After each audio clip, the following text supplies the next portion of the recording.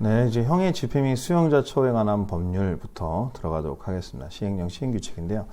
자, 여러분들 이제 계속 이제 저희가 이제 형의 집행 및 수용자 처우에 관한 법률에 들어가기 앞서갖고 저희가 이제 출판사에 좀 도움을 받아가지고 형의 집행법부터 제가 강의를 좀 이제 진행을 합니다. 처음에는 제가 이제 저도 인터넷으로 이제 이렇게 학생들한테 강의를 제공한 게 처음이래 가지고 이제 뭐 어떤 부분들을 갖다가 어떻게 제공해야 될지 몰라서 저도 기술적인 부분들을 잘 모르니까요. 앞으로는 이제 어떤 자료를 잘 제공받을 수 있도록 해가지고 기술적인 걸 좀 보완을 해서 여러분이 좀 편하게 볼 수 있도록 해드릴 테니까 일단은 제가 이제 할 수 있는 범위 내에서 여러분한테 제공을 하도록 하겠습니다. 그래서 추후에 출판사의 도움을 받아가지고 여러분들 이제 실제로 화면을 놓고 실판을 놓고 강의를 받을 수 있도록 하고 또 이제 판서도 할 수 있도록 좀 강의를 지원을 받도록 하고요. 제가 이제 급한 대로 여러분 도움을 일단 강의를 진행을 도와드려야 되니까 우리가 법령 강의를 해드리고요. 법령은 가급적 우리가 형 집행법부터 먼저 진행을 해야 될 것 같아요. 그래서 형 집행법에서 시험 문제가 한 그래도 9급 같은 경우에는 현재까지는 한 60점에 70점 정도 거의 대부분 나오고 형 집행법만 잘 해도 여러분들이 고득점을 맞을 수가 있습니다. 그래서 좀 어려운 문제는 대부분 법령에서 나오니까 그래서 여러분들 이제 법령 강의 편하게 들으신다라고 생각하시고 일단은 가볍게 보시고요. 이 강의를 처음 들으시는 분들, 그러니까 법령 처음 시작하시는 분들은 가볍게 이제 강의를 들으세요. 너무 복잡하게 생각하지 마시고 드시고, 그리고 이제 재시생들 같은 경우에는 좀 세부적으로 좀 암기해야 된다라는 부분을 좀 체크해서 들으시면 됩니다. 그래서 이제 그 부분을 좀 유념해 보시고, 그 다음에 이제 추후에 이제 출판사에 제공하는 그 교정 관리반 부분하고 연결돼서 나오는 자료랑도 연결되니까 여러분들 하시고, 그 다음에 형 집행법 말고 뭐 보호관찰법이나 기타 법령들은 추후에 계속 강의를 하면서 제공하는데, 일단 형 집행법이 양이 많은 관계로 이것부터 먼저 제공하고요. 이거는 이제 일주일에 이제 웬만하면은 빨리빨리 진도를 나가서 최대한 빨리 끝내드리도록 하겠습니다. 그래서, 그리고 혹시 교재가 없어서 이제 강의를 못 듣는다 이러신 분들이 있는데, 일단은 형 집행법은 교재가 일단 다운로드 받을 수 있도록 출판사랑 이해가 됐고, 나머지 법령은 제가 한번 여쭤볼게요. 여쭤보고 받을 수 있도록 하면 잘라서 받을 수 있도록 하고, 그렇지 않다라고 해도 여러분들이 각자 받을 수 있는 그냥 다운로드 받아서 보셔도 크게 강의 듣는 데는 지장이 없을 것 같아요. 각자 교재 보셔도. 하고, 뭐, 너무 어려우면 이제 교재 구입해서 보시면 되겠고. 일단은, 형 집행법이 이제 한마디로 얘기하면 교도소에서 우리가 이제 속된 표현, 제가 좀 재미있게 강의하려고 그래. 지루할 수 있기 때문에. 그래서 그냥 편하게 여러분들, 이야기하듯이 제가 할게요. 그냥, 교도소에서 우리가 지키는 규칙이다. 그러니까 교도관들도 지켜야 되고, 그 다음에 재소자도 지켜야 되는 규칙이다라고 생각하시면 될 것 같아요. 그래서 시험 문제에서는 이 내용이 제일 많이 나오고, 승진 문제에서도 이게 제일 중요하고, 연수원에서 제일 많이 나온다. 그래서 제가 말을 할 때 좀 약간 수업하듯이 얘기하지 않고 좀 편하게 얘기할게요. 이야기하듯이. 그래야 여러분들이 딱딱하지 않으니까. 자, 그래서 총칙이라고 되어 있는데, 총칙이란 건 이 법이 왜 만들어졌는지, 왜 목적이 있는데요. 자, 이 법은 그래서 수형자라고 돼요. 수형자. 수형자라는 형을 받은 애들을 갖다 말하는 거예요. 수형자. 그럼 보통 수형자들은 교도소에 가 있어요. 근데 재판을 받고 있는 애들을 갖다가 미결 수형자라고 해요. 미결 수용자라고 하거든요.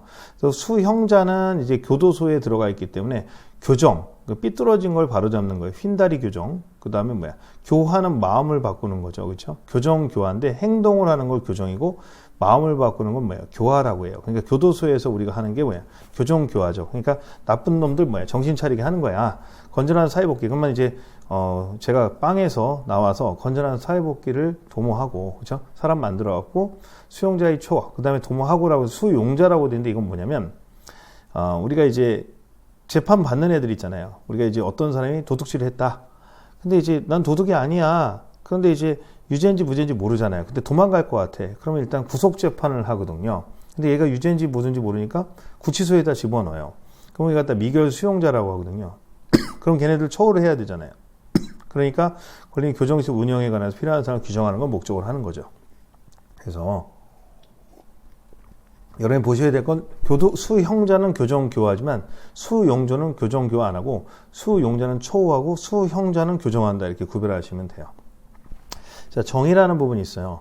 이 법에서 사용하는 용어는 다음과 같다라고 되어 있는데 그냥 편하게 보시면 돼요. 수용자라고 되어 있으면 수용자에다 여러분 동그라미를 크게 한번 그려보세요. 이렇게 수용자 이렇게 동그라미 이렇게 크게 한번 그려보시면 수용자를 동그라미를 그리면 수용자 안에 수형자, 미결 수형자, 사용확정자가 들어가 있는 거예요. 그러니까 수형자가 예를 들어서 과일이면 과일 안에 뭐예요? 사과, 배, 감이 있잖아요. 그러니까 수형자, 미결 수용자, 사용확정자가 뭐야?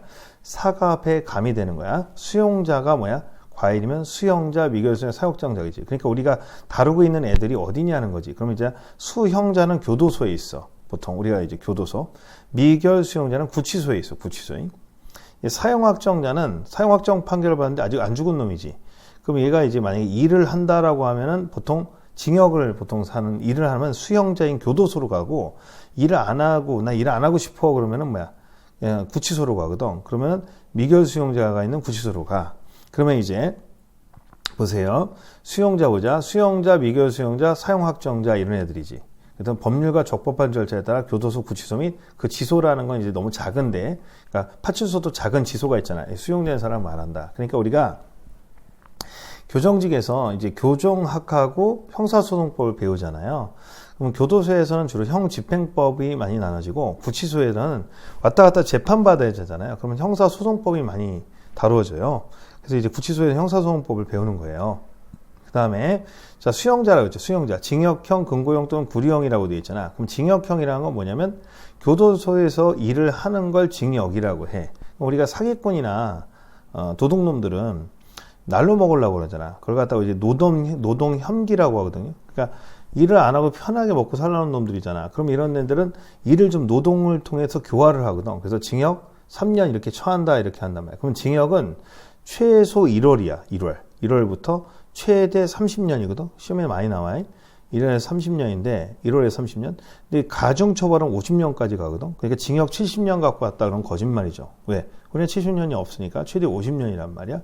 근데 무기징역이라고 돼 있지. 무기징역 형기가 정해지지 않은 거지. 죽으라고 일을 하는 거지. 그래서 유기징역은 50년까지야. 됐죠? 가중했으면 50년, 기본 30년. 그러면 이제 금고라는 건 뭐냐면 내가 교통사고 나서 사람을 죽였어. 그럼 내가 일을 게을리해서 사람을 죽인 게 아니잖아. 그럼 주로 과실범에 대해서는 금고를 한다고. 주의의무 위반이라고. 금고 털어서 금고가 아니라. 그러면 징역 4년이나 금고 4년 한단 말이야. 그럼 금고는 교도소에서 일을 안 하는 거야. 근데 우리나라에 우리가 한 5만 명이 이제 빵에 있단 말이야. 그 중에서 금고는 한 700명밖에 안 돼. 700명밖에 안 돼. 그러면 금고 애들은 별로 없어요. 왜냐면 금고 애들은 거의 벌금 내고 풀려나온 애들이 많지. 웬만하면 과실범들은 웬만하면 감옥에 안 넣거든요. 근데 구류라는 건 뭐냐면 우리가 이제 경미한 거 있잖아요. 뭐 노상방뇨했더니 뭐 가벼운 것도 있잖아요. 그러면 1일에서 29일까지 하는 게 구류야. 그러니까 징역 20일 갔다 왔다 그러면 거짓말이지. 왜? 징역은 최소가 1월 이상이야. 금고도 1월 이상부터 50년까지, 30년까지면. 구류는 1일부터 29일까지라고. 그래서 보통 구류는 경찰서 유치장에서 많이 하잖아요. 그래서 형이 확정돼서 교정소에 수용된 사람이 수용자야. 근데 자 벌금 또는 과료라고 되어 있잖아요. 이 벌금이라는 건 뭐냐면 우리가 사람한테 뭘 뺏는 게 우리가 잘못하면 사람의 생명을 박탈하는 게 생명형이거든. 그럼 자유를 박탈하는 게 징역, 금고, 구류 이런 것들이야. 뭔가 박탈하는 거 잘못해서 혼나야 되잖아요. 근데 우리가 한번 생각해 보세요. 잘못했을 때 돈을 뺐을 수도 있잖아. 그러니까 우리가 뭘 뺐는데 생명을 박탈하거나 재산을 박탈하거나 자유를 박탈하는데 셋 중에 하나 중에 대표적인 게 뭐야?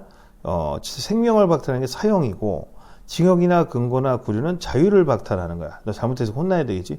벌금, 과료는 뭐야? 돈을 뺏는 거거든. 그래서 벌금은 보통 5만 원 이상의 상한선이 없어. 벌금 5만 원 이상은. 그래서 과료는 벌금보다 좀 작은 거야. 2,000원에서 5만 원 미만이야. 근데 봐봐. 벌금과 과료가 있는데 내가 벌금 100만 원을 받았어요. 돈이 없어. 몸으로 떼어야 돼, 안 떼어야 돼? 몸으로 떼어야 되잖아. 그럼 벌금 5만 원, 100만 원인데 그럼 100만 원도 벌금 없냐? 그러면 이제 노역장 유치를 해. 그래서 하루에 10만 원씩 깐단 말이야. 예를 들어서. 그럼 열흘 동안 노역장 유치 명령을 받아서 조용히 수용되는데 우리 교도소에 가면 노역방이 따로 있어. 노역방. 뭐 7번 방은 노역방. 5번 방은 금고방, 뭐 4번 방은 징역방, 뭐 예를 들어 마약방도 있고 폭력방도 있고 방이 나눠져 있어요. 알겠죠? 그러니까 우리가 예를 들어서 얘네들이 이제 우리가 놀이동산처럼 나눠져 있는 거야. 그러면 이제 우리가 병원에서도 뭐예요? 허리 한자, 다리 한자 나누듯이 수용자로 나눠져 있단 말이야. 그럼 노역장에 있는 애들은 뭐야? 나쁜 놈이야? 돈이 없는 놈이야? 여러분 생각해봐요. 내가 람보르기니, 포르쉐 이런 거 타고 다니는데 말이에요. 아니 돈이 없어. 100만 원 뭐 예를 들어 음주운전해서 300만 원 나왔다고 치자. 그럼 그냥 300만 원 주면 되는 거잖아. 근데 벌금 300 나왔는데 그냥 수표 3장 주면 되는데 돈이 없는 애들은 뭐야? 노역장 유치로 30일 떼오거나 40일 떼어야 되는 거예요. 알겠죠? 그러면 노역장 유치 명령을 갖다 우리가 환형이라 그래. 환형. 환형은 환영합니다. 환영이 아니고 보세요.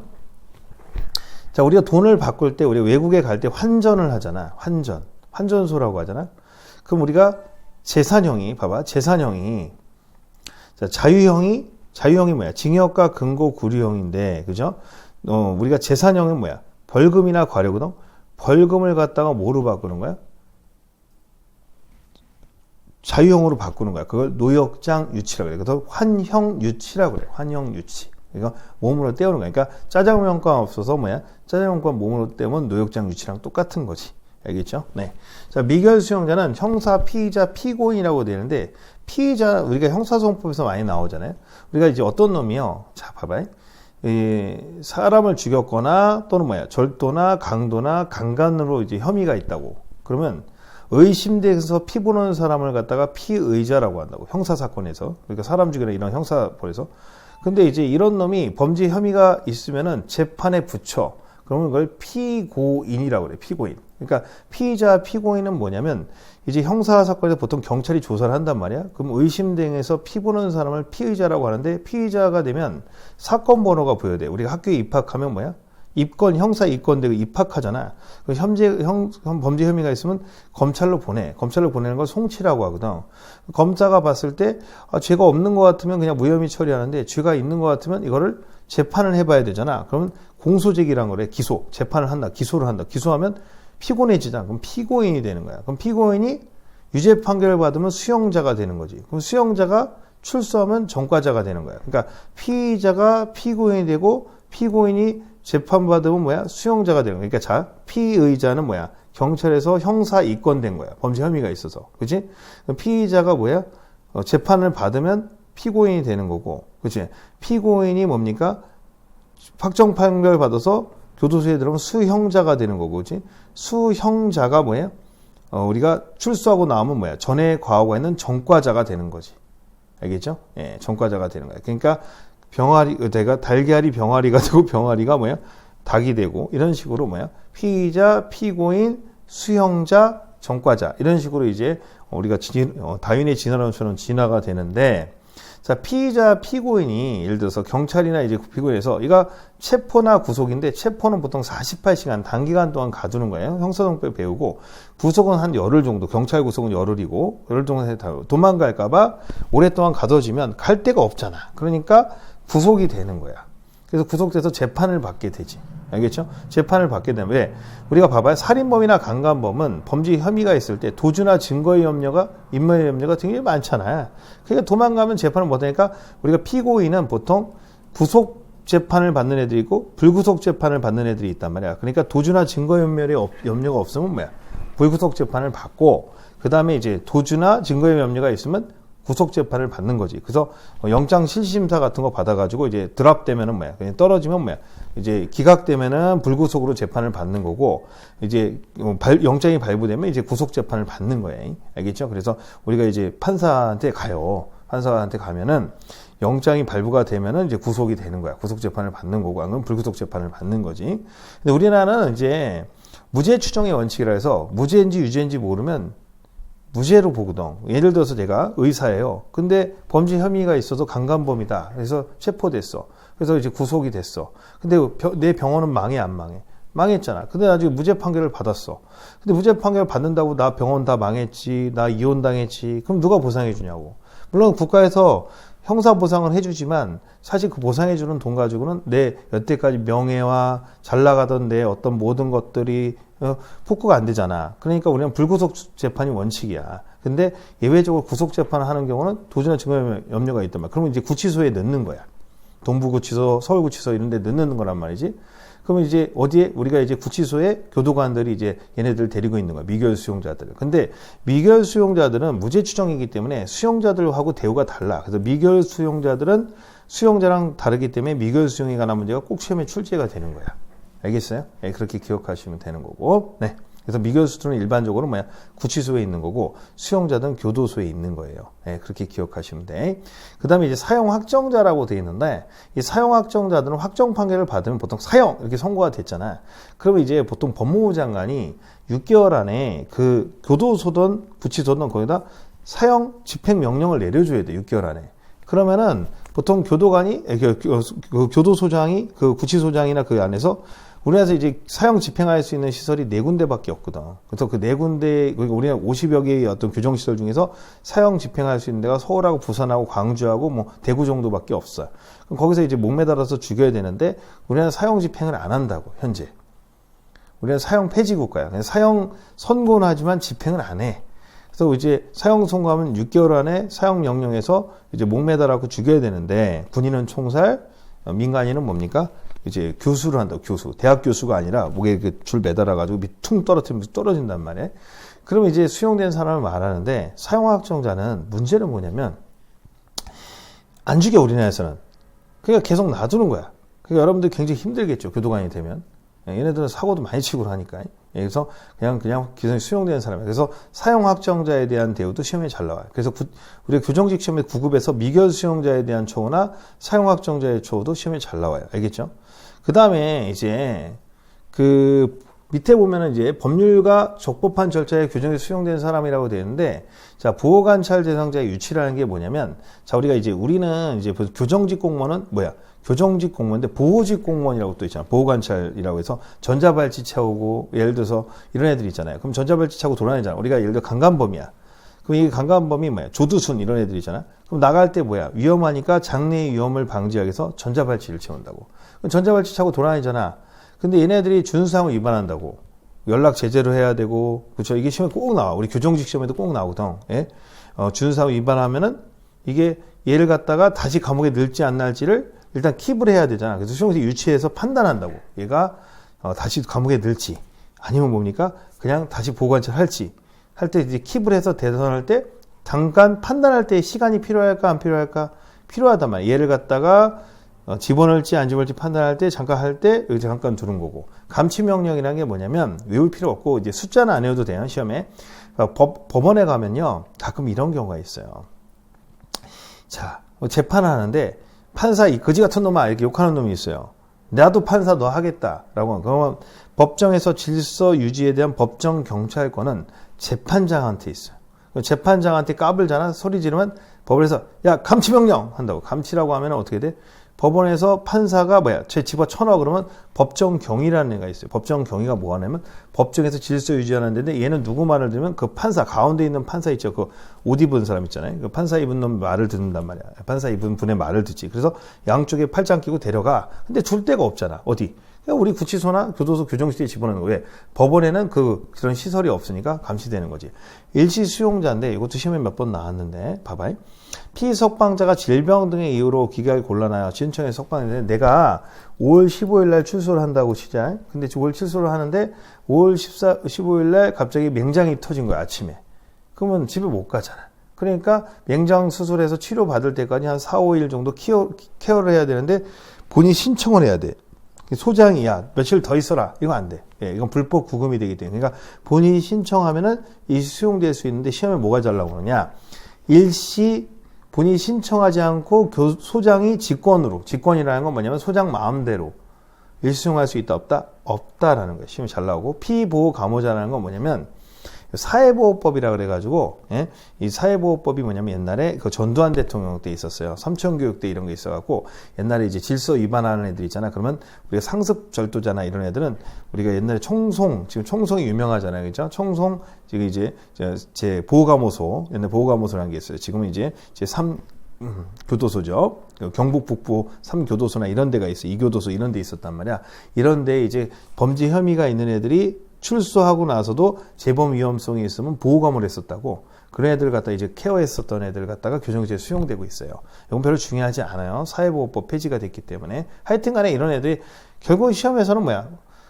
법률과 적법한 절차라는 건 뭐야? 어느 법에 의해서 가두어지는 놈들이니까. 그래서 설명 쭉 들으시면, 그런가 보다 되는데, 여기서 알아야 될 건 3번밖에 없어. 본인 신청에 의해서 한다는 거. 됐죠? 그래서, 우리가 교도소 안에 있는 애들, 즉, 교정시설 안에 있는 거는 두 부류가 있다는 거. 그게 미결 수용자, 그 다음에 뭐야? 수형자가 있고, 곁들여 사용확정자가 있는데, 사용확정자는 뭐야?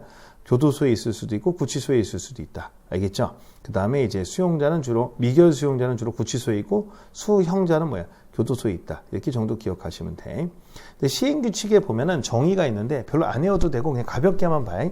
자비 구매 물품인데 옛날에 사식이라고 그랬어. 사식. 그러니까 사식은 뭐냐면 여러분이 돈 주고 사서 쓰는 거예요. 교도소에서도 편의점이 있는 것처럼 여러분이 OMR 카드 같은 걸 표기하면 물건을 사서 쓸 수가 있어요. 그걸 자비 구매 물품. 그러니까 국가에서 주는 걸 관금 물품이라고 하고 국가에서 주는 걸 관식이라고 해. 근데 이 관식만 먹어가지고 우리가 또 먹고 싶은 게 있잖아. 그럼 엄마가 영치금 온라인으로 넣어준단 말이야. 그러면 이제 애들이 뭐야? 사 먹는 거 있잖아. 그걸 자비 구매 물품. 교정실의 보관 범위는 알 필요 없고 수용자가 지닐 수 있는 범위는 뭐 이제 우리가 군대 건물대처럼 그 범위가 있어요. 그 안에서만 가질 수 있어. 뭐 전담 물품은 이제 그 외의 사람이 이제 부모가 자식한테 뭐 전해줄 수 있고 처우 등급이라는 건 뭐냐면 여러분들이 나중에 설명하겠지만 죄수들 중에서도 좀 착한 놈이 있고 착하지 않은 놈이 있잖아. 그러면 이제 S1부터 S4라고 그래가지고 등급이 나눠져요. 그래서 개호의 정도라는 건 경계하는 정도인데 무식하게 얘기하면 어떤 놈은 열쇠 4개로 잠가서 놓고 어떤 놈은 열쇠 하나만 잠가도 되고 그런 놈이 있어. 그래서 우리가 이제 경비 처우급이라는 게 따로 있거든. 그런 것들이 이제 처우 등급이 달라요. 외우실 필요 없고 그냥 어떤 놈은 열쇠 4개, 어떤 놈은 열쇠 하나 뭐 이런 식으로 등급이 달라. 알겠죠? 외우실 필요 없고 외부 통근이라는 건 뭐냐면 교도소에서도 조금 약간 착한 애들 같은 거 외부에 기술 갖다 배우기 위해서 버스 타고 가서 기술을 갖다 습득하는데 이제 통근 버스 타고 가는 거지. 교정 장비라는 건 이제 교정시설 안에서 얘네들을 갖다가 질서를 유지하기 위한 장비들이 있겠지. 뭐 교도봉이나 여러 가지 장비들이 있겠죠. 그렇죠? 이런 것들은 뭐 참고로 아시면 되겠고. 그래서 이런 거 외우실 필요 없이 이런 단어가 나왔을 때 이게 무슨 말인지 대충 정도 알면 돼. 알겠죠? 그 다음에 이제 제3조에 이제 범죄 횟수라는 말이 있어요. 범죄 횟수. 자, 우리 범죄 횟수랑 정과는 좀 다른데, 이게 뒤에 또 나와요. 뒤에 나오기 때문에 기본적인 것만 기억하면 돼. 자, 우리가 실무에서 이게 범죄 횟수가 어떻게 포함되냐면, 실무에서 방 배정할 때 필요해요. 방 배정할 때. 이 방 배정이 뭐냐면, 우리가 이제 방을 배정할 때, 우리가 교도소는 원래 독거가 원칙이지만, 방이 이제 독거방도 있고 홍거방이 있는데 대부분 다 이제 방이 부족하니까 한 방에 여러 명을 7, 8명 때려 넣는단 말이야. 그러니까 우리가 반편성고사 본다고 생각해 보자. 어떤 애는 이제 영어 성적이 60점, 어느 애는 40점, 어느 애는 80점이야. 그럼 80점끼리 모아놓고 60점끼리 모아놓고 40점끼리 모아놔야 되잖아요. 그죠? 그러니까 이 부분에 대한 방을 배정하는 것처럼 이 범죄 횟수가 많은 놈은 많은 놈끼리 모아놔야 되고 적은 놈은 적은 놈끼리 모아놔야 되잖아. 그죠? 그래서 이제 그 범죄 횟수를 하는데 우리 범죄 횟수에 보면 가벼운 게 있는데 자, 우리가 징역이나 금고하고 벌금 이런 게 있어. 근데 징역과 금고, 벌금 중에서 벌금은 사실 감옥에 안 오잖아. 그러니까 벌금같이 나불행위는 빼고 징역과 금고 횟수만 우리가 범죄 횟수로 치자는 거야. 그러니까 정과에는 벌금도 들어가거든. 근데 벌금 같은 건 빼고 징역과 금고, 즉 실제로 감옥에 제대로 온 것만 횟수로 치자. 그러니까 우리가 아시겠죠. 그러니까 내가 친구한테 내 여자친구한테 또는 남자친구한테 예를 들어 가지고 뭡니까? 떡볶이 하나 사줬다. 김밥 하나 사준 걸로 야 내가 밥 한 번 샀잖아. 라면 좀 웃기잖아. 그러니까 제대로 산 거 그죠? 뭐 빕스 정도 간 것만 횟수로 치자는 얘기야. 그럼 징역 금고, 징그럽게 금고, 즉 제대로 빵에 간 것만 횟수로 계산한대. 근데 이제 뭐가 하냐면 자 이제 나중에 보면 이제 그 집행유예라는 게 나와요. 집행유예. 집행유예는 뭐냐면 뒤에 설명하는데 어떤 놈이 이제 우리가 다 감옥에 넣으면 감옥이 너무 많아지잖아요. 그래서 감옥에 넣으면요 보통 대체로 감옥 갔다서 또 감옥에 오는 경우가 많아. 왜? 나쁜 것만 배워갖고 오는 경우가 많거든요. 자, 그래서 어떤 놈이 징역 3년 이하를 갖다 선고를 받잖아. 그러면 이거 갖다가 징역 3년에 집행유예 5년, 그럼 5년 동안 착하게 지낸다. 징역 2년에 집행유예 3년, 저는 징역 1년에 집행유예 2년 이런 식으로 집행유예 기간 동안 있어. 그럼 내가 징역 3년이다. 그럼 집행유예 기간이 5년이야. 그럼 5년 만약에 징역 5년인데 얘를 징역 3년에 집행유예 5년을 판사가 때리잖아. 그럼 5년 동안 바로 석방하거든. 그럼 5년 동안 착하게 지내. 착하게 지내면 이 선고의 효력을 상실시켜줘. 그 3년의 선고 효력을 상실시켜준다고. 선고의 효력을 상실시켜준다는 얘기는 그 전과로 남지가 않는다는 얘기지. 선고의 효력을 상실. 그러니까 감옥에 안 가는 거야. 그럼 내가 이제 봐봐요. 이런 경우가 있어. 실무에서는 어떻게 되냐면 어떤 놈이 죄가 있어. 근데 이제 범죄 혐의가 있다? 불구속 재판이야. 근데 징역 1년에 집행유예 2년 하면 한 번도 감옥에 안 가고 그냥 2년 동안 착하게 지나면 그 선고의 효력을 상실하는 거야. 알겠죠? 그러니까 집행유예 받아서 그 유예 기간 동안 뭡니까? 고의로 범한 죄로 그 근거 이상의 시행이 확정되지 않고 착하게 지냈을 경우엔 유예된 형은 회수에 포함되지 않는다는 얘기는 뭐야? 그 선고의 효력이 상실되니까 기록이 안 남으니까 빼겠다는 얘기지. 무슨 말인지 알겠죠? 그러니까 무식하게 얘기하면 집행유예로 해서 착하게 지냈던 거는 빼준다 이렇게 기억해요. 여기 뒤에 또 나오니까. 그 다음에 이제 또 하나만 생각해 보자. 내가 이제 지금 나이가 70인데 20살 때 저질렀던 절도가 있어. 그럼 그거 범죄 횟수에 치면은 50년 전에 한 범죄 횟수를 치면 좀 억울해 안 억울해? 억울하잖아. 그러니까 너무 옛날 거는 좀 빼자 이렇게 나오는 거예요. 그래서 형의 집행을 종료하거나 집행이 면제된 날부터 즉 빵에서 나온 날부터 다음 각 호에 지난 경우에는 범죄 횟수에 포함되지 않는데 알겠어요? 봐봐요. 자격정지상 이거 빼고 편하게 보세요. 뒤에서 설명할 거니까 3년을 초과하는 징역 또는 근고는 10년이라고 돼 있지. 그럼 봐봐요. 그래서 우리가 한번 생각해 볼게요. 3년을 초과한 징역 또는 근고는 무슨 얘기냐면 10년은 내가 보세요. 내가 어떤 죄로 만약에 4년을 살았어. 그럼 4년을 살아서 출소했잖아. 그럼 4년을 살고 출소해서 10년이 지나면 횟수에 포함시켜주지 않고 봐봐. 그 다음에 내가 어떤 죄로 2년을 살았어. 2년을 살았으면 2년 살고 나서 5년이 지났으면 나중에 감옥 갔을 때 범죄 횟수에 빼준다는 거야. 그래서 3초는 10, 3호는 5. 그래서 쌈오님, 3호야. 3년 이하는 5년. 이거 외우셔야 돼. 3년을 초과할 때는 10년. 그래서 7년으로 바꿔서 나왔어. 9급에. 3초 10, 3호. 그래서 쌈오님 뭐예요? 3년 이하의 징역 근고는 5년. 3호야. 3호. 3초는 10이고 3호는 5년이야. 쌈오님 5년. 그렇죠? 그래서 요건 기억해 놓으셔야 돼. 알겠죠? 그러니까 이게 정리를 한번 해볼게요. 간단해. 원래 이게 승진에서는 계산 문제로 나올 수가 있고 횟수를 몇 개인지 세거든? 승진에. 근데 공채에서는 이걸 안 내요. 그러니까 그냥 우리는 이렇게 정리하면 돼. 다 간단하게 얘기할게. 어떤 놈이 이제 범죄 횟수를 세서 5번 방에 갈지 6번 방에 갈지 5번, 그러니까 무식하게 얘기해. 범죄 횟수가 5개 이상인 데는 5번 방에 가고 범죄 횟수가 5개 미만일 때 4번 방에 가는데 얘는 5개냐 아니냐 판단할 때 그죠? 이렇게 해보자. 그냥 무식하게 얘기하면 어떤 죄를 졌는데 그렇죠? 우리가 이제 범죄 횟수를 할 때 3년 초과되는 죄를 했을 때는 10년이 지나면 회수해서 지워주고 알겠지? 3년 이하일 때는 5년 지나면 지워주는데 집행유예 부분에 했을 때 집행유예로 잘 살았으면 죄를 안 짓고 했으면 착하게 지냈으면 빼준다. 이 정도만 기억해 놓자고 일단. 알겠죠? 여기까지만 기억해 놓으면 돼. 됐어요. 그래서 거기 3번 봐봐요. 3번에 수용기록부 등 수용자의 범죄 횟수를 기록하는 문서. 즉 이게 수용기록부가 일종의 뭡니까? 생활기록부에 생기부. 생기부에다 우리 학교폭력 적잖아요. 그런 것처럼 횟수를 갖다 적게 돼 있는데 그 처에 참고할 수 있도록 해주겠다는 얘기야. 쉽게 이해되겠죠? 범죄 횟수. 자, 적용 범위라고 되는데 이 형집행법은 형집행은 언제 적용되느냐?